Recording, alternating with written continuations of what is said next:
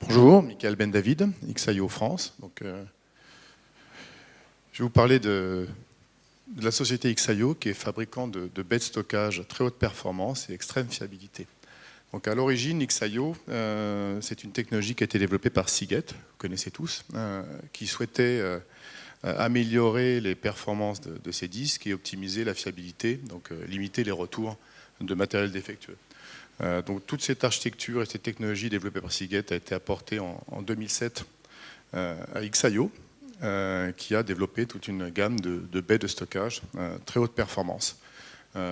Des baies hybrides, SAS SSD, qui permettent d'obtenir des performances jusqu'à 300 000 IOPS, et avec une garantie de 5 ans, et on reviendra sur cette fonctionnalité, et des machines qui ne nécessitent pas de maintenance. Donc c'est des machines qui s'auto-maintiennent sans intervention humaine. Quelques chiffres. Donc XIO n'est pas une société qui existe depuis un certain nombre d'années, avec plus de 7000 systèmes installés à travers le monde, plus de 1200 clients, des clients importants, comme Microsoft par exemple, qui est un de nos plus gros clients à travers le monde, Turner, Kingfisher, Groupe Fayat, qui fera une présentation d'une infrastructure de stockage qu'on a mis en place en France. Donc c'est une technologie qui est éprouvée. Il y a de nombreux clients qui utilisent les baies XIO depuis un grand nombre d'années. Les marchés, virtualisation, base de données, cloud, bien entendu, l'intégration avec les ISV. On avait VMware, on est un partenaire très important de VMware. On travaille aussi avec Microsoft dans tous les environnements virtualisés Hyper-V. Et une présence internationale en Europe, France, Allemagne, Angleterre. On a parlé, l'introduction sur le stockage a parlé d'une révolution qui est la révolution du Software Defined Storage ou Software Defined Data Center. Donc il y a une certaine confusion aujourd'hui sur le marché avec les baies, full flash, l'hyperconvergence, la virtualisation. Néanmoins, il reste très important de bien choisir la partie matérielle, si on veut garantir les performances et la fiabilité du stockage que l'on utilise. Donc les solutions XIO sont des solutions parfaitement adaptées au Software Defined Data Center aujourd'hui. Et on vous présentera quelques détails de performance obtenus chez nos clients. Donc quelle que soit l'architecture que l'on met en place, il est très important de bien choisir les fondations. En parlant de fondation, on va vous présenter un cas client qui est le groupe Fayat, qui est le 4e groupe de BTP en France. Et nous avons Nathalie Marter qui est le responsable de l'infrastructure stockage. Bonjour à tous, bonjour à toutes. Nathalie Marter, je travaille aujourd'hui pour le groupe Fayat en tant que responsable de la partie infrastructure et stockage sur le site spécifique de Saclay.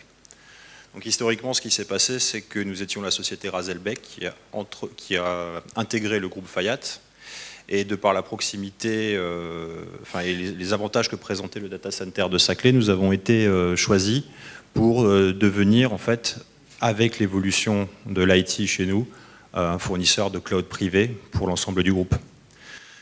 Donc ça n'a pas manqué dès le départ de nous poser un certain nombre de problèmes, parce que nous avions une architecture monolithique, donc constitué de contrôleurs de stockage sur lesquels les disques étaient accrochés. Et très rapidement, ce qui s'est passé, c'est quand on a commencé à intégrer les nouvelles applications du groupe, qu'on a commencé à augmenter la charge, on s'est heurté à des problèmes de performance relativement massifs. On a tenté, dans un premier temps, une méthode classique et conventionnelle qui est d'ajouter des axes. L'effet a été quand même relativement limité par l'étranglement des contrôleurs. Donc c'est là que la réflexion a commencé à être menée pour changer justement de mode d'opération. Plutôt que de passer sur du stockage monolithique, c'est d'adopter du full scale-out.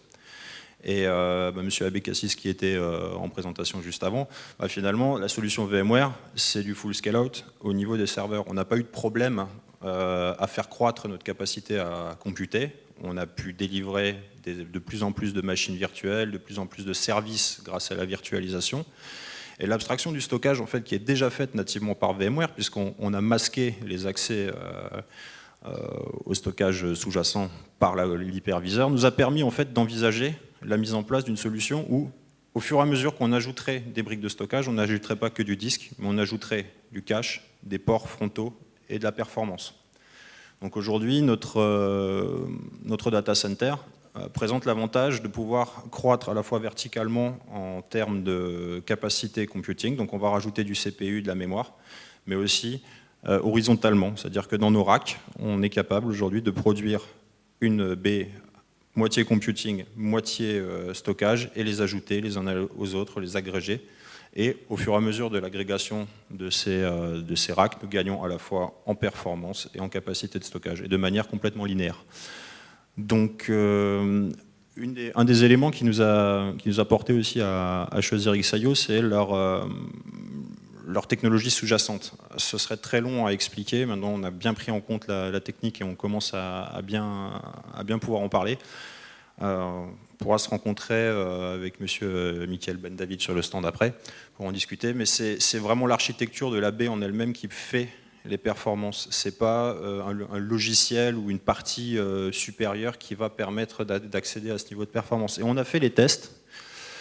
On a été relativement surpris parce que dans une baie de 3U, le premier résultat, donc sans aucun tuning, sur un test qui visait à simuler le comportement d'une base SQL, le premier test, sans aucun tuning, nous a donné 63 000 IO par seconde, ce qui est très important pour une unité de 3U, surtout qu'on l'a testé au départ en read, mais on a fait des tests en write et on écrit quasiment à la même vitesse, ce qui est relativement spectaculaire. Il y a beaucoup de technos qu'on a essayé dans le data center qui sont capables de lire très vite, très vite, parce qu'il y a du SSD pour le cache, il y a de la mémoire pour le cache, mais on n'arrivait pas à atteindre des performances en écriture qui étaient très élevées.